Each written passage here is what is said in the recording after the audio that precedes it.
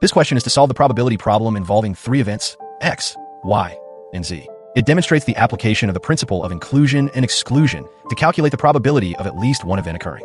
Let x, y, and z be three events. Suppose the probability of x is 1/3, the probability of y is 1/3, and the probability of z is 1/3. Also, the probability of both x and y occurring is 0. The probability of both y and z occurring is 0. The probability of both x and z occurring is 1/9. What is the probability that at least one of the three events x, y, or z occurs? First step is to apply the principle of inclusion and exclusion.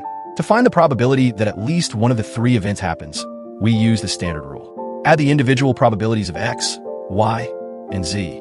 Then subtract the probabilities of the pairs x and y and z, and x and z.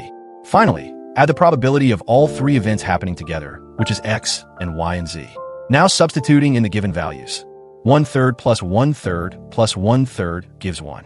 Subtracting 0 for x and y, 0 for y and z, and 1/9 for x and z, we are left with 1 minus 1/9, which equals 8/9. We then add the probability of all three happening, which we will find in the next step. So the total is 8/9 plus the unknown value for x and y and z. Next step is to determine the value of the three-way intersection.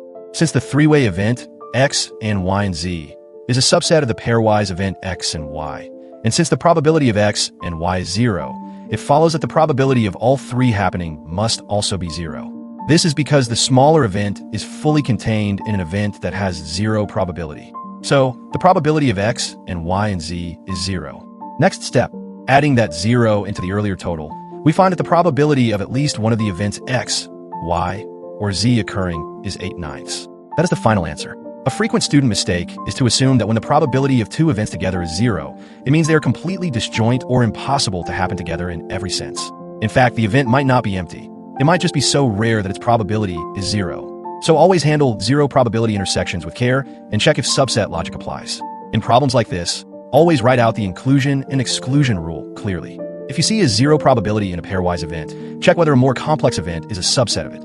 This often helps you conclude that its probability must also be 0. This is the key insight that unlocks the solution efficiently. That's it for this question solving. This video is based on our math tutoring blog and class recordings. Hope you enjoyed it. Please subscribe to our channel Math Tutor 8285 and turn on the notification bell. Press the like button.